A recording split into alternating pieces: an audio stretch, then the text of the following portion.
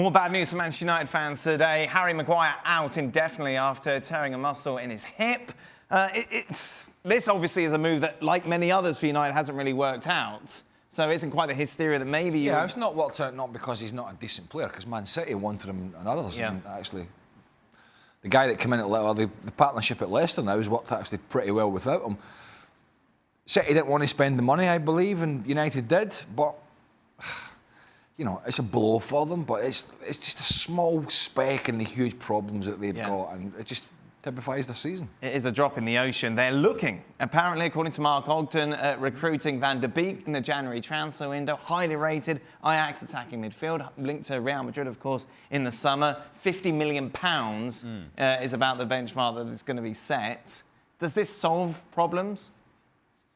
It adds value, I suppose. It covers one space. Yeah. But you just said it's a drop in the ocean, right? Well, it's the same thing here. It's a drop in the ocean. So if you have the vast ocean out there and you're covering just this area, well, yes, it helps, but it doesn't really resolve the big issues for Manchester United. What I would also say is that this is assuming that Donny van de Beek is saying, yeah, I want to go to Manchester United. Right. Because here's the other thing. Yeah. He could very well be saying, you just mentioned he was linked to Real Madrid. So if that's out there, why right now would you look at Manchester United and say, yeah, that's exactly where I want to be? I don't think so. And that's how things have changed, isn't it? Very much so over the last few years. Manchester United now aren't guaranteed of getting their targets, when in the past, when United came calling, you pretty much walked wherever you wanted them to go. And back in the halcyon days, players would come in and look and say, right, well, Ferguson knows what he's doing. He's going to rebuild. He's going to go and sign X, Y, and Z. And but now they're looking at Woodward, the ownership, the manager, and you're thinking, this could all change. So why would, as Alex said, I think Van de Beek would probably be wise to sit and hold fort and say, listen, well, we'll wait and see what's out there. Because Man United, money apart, are not the attractive club at the moment that they were. For sure. And the problem becomes... But money is a big deal. Well, and that's what I was going to get to. The problem for Manchester United now is that because they are in the situation that they're in, not only are they going to have to go after players, but they're going to have to overplay for players. You're going to have to put money on the table that nobody else is putting on the table, because you have to make it appealing. How do you make it appealing? You say, you know what, we have our struggles, but we can offer you this package. Sure. Nobody else is offering you this. And so as a player, then you take that in and you say, well, hold on a second.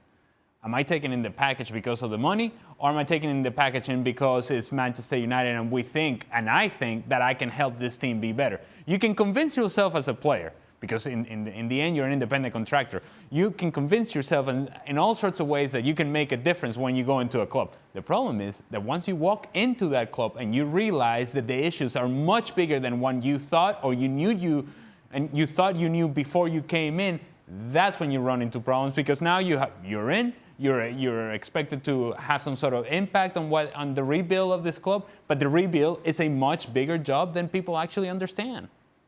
We talked yesterday, you spoke yesterday, Craig, about how not only do you need to bring people in, but also get rid of a lot as well. I'm not sure if Ashley Young to Inter Milan, we could have guessed that could be happening, but there are reports suggesting that that's exactly what could happen. Well, there was some January. other reports today I saw about Marcus Alonso from Chelsea. Right. Obviously, you know, if you're looking at Inter Milan, they'll play with the wing-back. Robbo's favourite position. And Alonso's been very good in a wing-back position, not so much in and what's very good for Conte. And was very good for Conte at Chelsea.